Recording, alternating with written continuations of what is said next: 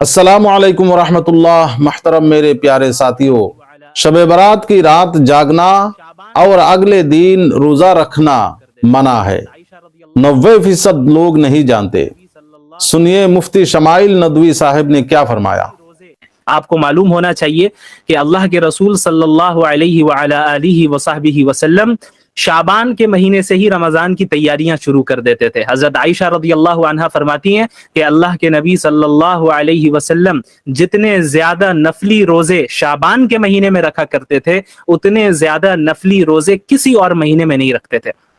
اتنا اہتمام ابھی سے ہوتا تھا۔ حضرت اسامہ بن زید رضی اللہ عنہ نے اللہ کے رسول صلی اللہ علیہ وسلم سے یہ سوال کر لیا کہ یا رسول اللہ صلی اللہ علیہ وسلم، کیا مسئلہ ہے کہ ہم آپ کو دیکھتے ہیں کہ آپ شعبان کے مہینے میں بڑے کثرت کے ساتھ روزے رکھتے ہیں؟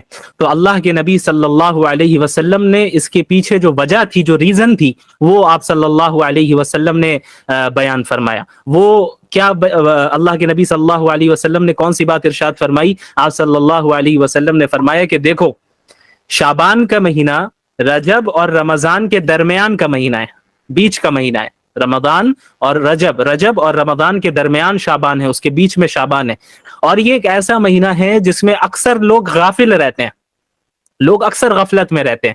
اور یہ ایک ایسا مہینہ ہے جس میں پورے سال کے اعمال، جو گڈ ڈیڈز یا کوئی بھی ڈیڈز، برے ڈیڈز ہوں یا اچھے ڈیڈز ہوں، انسانوں کے اعمال، انسانوں کے ڈیڈز اللہ رب العالمین کے سامنے پیش کیے جاتے ہیں۔ تو مجھے یہ بات پسند ہے کہ میرے اعمال، میرے ڈیڈز اللہ کے نبی اللہ رب العالمین کے پاس اس حال میں پیش کیے جائیں کہ میں روزے سے رہوں۔ تو آپ صلی اللہ علیہ وسلم نے اس میں شعبان کی اہمیت بھی بیان کر دی، اور یہ بھی بیان کر دیا کہ رمضان کی تیاری ہمیں شعبان سے ہی شروع کر دینی ہے۔ تو آپ صلی اللہ علیہ وسلم روزے بھی رکھنا شروع کر دیتے اور عبادات بھی کثرت سے کرتے۔ کیوں؟ کیونکہ ظاہر ہے رمضان کا ایک ایک منٹ بڑا قیمتی ہے۔ اب عموماً کیا ہوتا ہے؟ عموماً یہ ہوتا ہے کہ جب ہم رمضان کے پورے سال ہم نے تو روزے رکھے نہیں، نفلی روزوں کی عادت رہی نہیں، اب رمضان سے جب ہم نے روزہ رکھنا شروع کیا تو شروع کے ایک ہفتے تو ہمیں روزے سے اور عبادات سے یوز ٹو ہونے میں ہی لگ جاتا ہے۔ تو شروع میں طبیعت بھی خراب ہوتی ہے، روزے رکھنے سے طبیعت بھی بگڑ جاتی ہے، چونکہ ابھی پورے سال ہم نے رکھا نہیں، ہمیں اس کی عادت ہی نہیں رہی۔ تو اب ہم نے جب روزے رکھنا شروع کیا ایک سال کے بعد، تو پھر ہمارے جسم میں بھی ہمیں تکلیف ہونے لگی، طبیعت بھی خراب ہونے لگی، اور پھر ایکٹیو بھی ہم زیادہ نہیں رہ پائے۔ تو اس روزے سے یوز ٹو ہوتے ہوتے تقریباً ایک ہفتہ رمضان کا گزر جاتا ہے، اس کے بعد پھر ہم عادی ہو جاتے ہیں روزے کے۔ لیکن اس کی وجہ سے کیا ہوا؟ شروع کے ایک ہفتے میں جس طرح ہمیں اللہ کی زیادہ سے زیادہ عبادت کرنی چاہیے تھی، اس میں ہم پیچھے رہ جاتے ہیں۔ تو اللہ کے نبی صلی اللہ علیہ وسلم اور صحابہ کرام اور سلف صالحین رحمہم اللہ، یہ حضرات شعبان سے ہی روزہ رکھنا شروع کر دیتے تھے، شعبان کے ہی سے ہی روزے رکھنے شروع کر دیتے تاکہ عادی ہو جائیں اسی مہینے میں، اور جو کچھ شروع میں طبیعت خراب ہونی ہے اور دیگر پریشانیاں ہونی ہے وہ شعبان میں ہی ہو جائے۔ اب جب رمضان کا مہینہ شروع ہو رہا ہے تو پورے ایکٹیو ہو کر جو ہے ہم عبادات کریں۔ اسی طرح بہت سے لوگوں کا عام دنوں میں قیام اللیل کرنے کی عادت نہیں ہوتی، تہجد کرنے کی عادت نہیں ہوتی، تو اللہ کے نبی صلی اللہ علیہ وسلم اور صحابہ کرام اور ہمارے جو علماء اور سلف صالحین گزرے ہیں، وہ شعبان میں عبادتوں کی کثرت کرنے لگتے، عبادتوں کی تعداد بڑھا دیتے۔ رمضان میں جو معمولات اور جو شیڈیول عبادتوں کی ہوتی ہے، اس سے ملتے جلتے شیڈیول پر وہ عمل کرنے شعبان سے ہی لگ جاتے، تاکہ رات کی نمازوں کی بھی عادت شعبان میں ہی لگ جائے، رمضان میں جا کے جو ہے وہ پریشانی نہ ہو۔ لہٰذا اس بات کا عزم کر لیں ابھی اور اسی مجلس میں کہ ہم اور آپ آج سے، ابھی سے، اسی وقت سے اپنی اصلاح کریں۔ اب اصلاح کا طریقہ کیا ہوگا؟ چند چیزیں ہیں جن کو ہمیں آج سے ہی اپنے ڈیلی شیڈیول میں داخل کر لینا ہے، روز مرہ کے جو نظام الاوقات ہمارا ہے اس میں داخل کرنا ہے۔ سب سے پہلی اور اہم چیز، اپنا اور قرآن کریم کا ایک رابطہ قائم کریں، اپنا رابطہ قرآن کریم کے ساتھ مضبوط کریں۔ یاد رکھیں ہمارے یہاں ہر قسم کی یہ کتابیں پڑھی جا رہی ہیں، جو سب سے زیادہ کتاب چھوڑی گئی ہے وہ قرآن۔ سب کچھ پڑھ رہے ہیں ہم لوگ، قرآن نہیں پڑھ رہے۔ ہم نے یہ سمجھ لیا قرآن صرف جھاڑ پھونک کی کتاب ہے، صرف قرآن خوانی کرنے کی کتاب ہے۔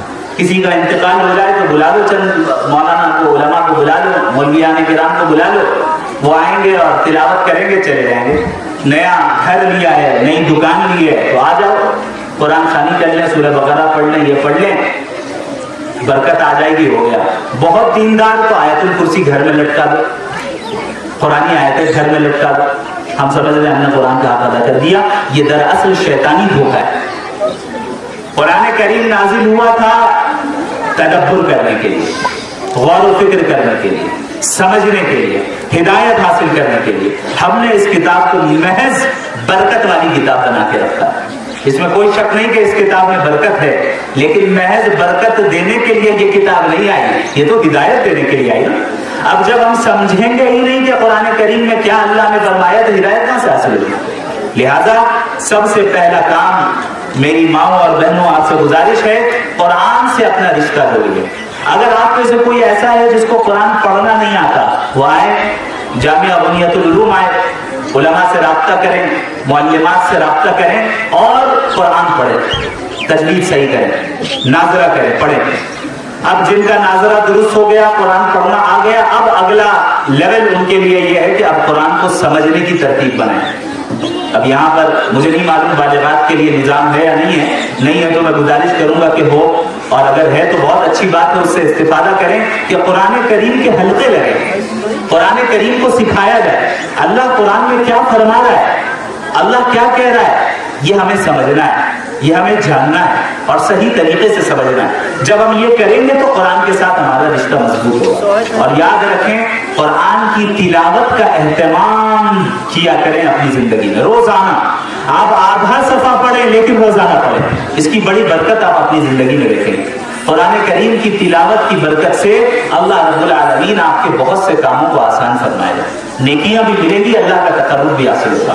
لہذا سب سے پہلا کام اپنے آپ کو قرآن کے ساتھ جوڑیں، قرآن کی تلاوت، اس کو سمجھنا، اس میں تدبر کرنا اور علماء سے اس کو سیکھنا کہ بھائی اللہ رب العالمین کیا فرماتے ہیں، اور روزمرہ کی زندگی میں روزانہ تلاوت کا اہتمام کرنا اور قرآن کو سمجھنے کا اہتمام کرنا، یہ کرنا ہے ہمیں انشاءاللہ۔ دوسرا کام اصلاح کے لیے یہ ہے کہ ہم اپنے دل کو صاف کریں۔ دیکھیں ہمارے یہاں بالخصوص خواتین میں یہ سلسلہ بہت ہوتا ہے کہ جہاں 4-5 خواتین ایک ساتھ بیٹھ گئی، اب جو ہے دوسروں کا تذکرہ ہو رہا ہے، دوسروں پر تبصرے ہو رہے ہیں، کسی کی غیبت ہو رہی ہے، تمہیں معلوم ہے فلاں نے یہ کر دیا، فلاں کے ساتھ ایسا ہو رہا ہے، ارے فلاں جھوٹ بولتی ہے، فلاں ایسا کرتی ہے، فلاں ویسا کرتی ہے۔